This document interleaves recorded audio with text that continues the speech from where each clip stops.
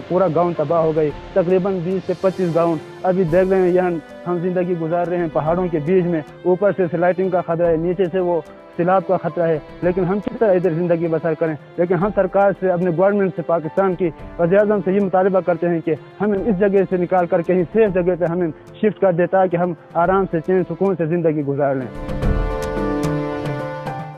यहाँ सैलाब आने की वजह से हमारे घर बह गए हैं, हमारी दुकानें बह गई हैं, सड़कें बह गई हैं, हम स्कूल नहीं जा सकते हैं। आज हमारा चौथा दिन है, हमारा पढ़ाई नहीं हो रहा है। यहाँ बहुत से नुकसान हुए हैं।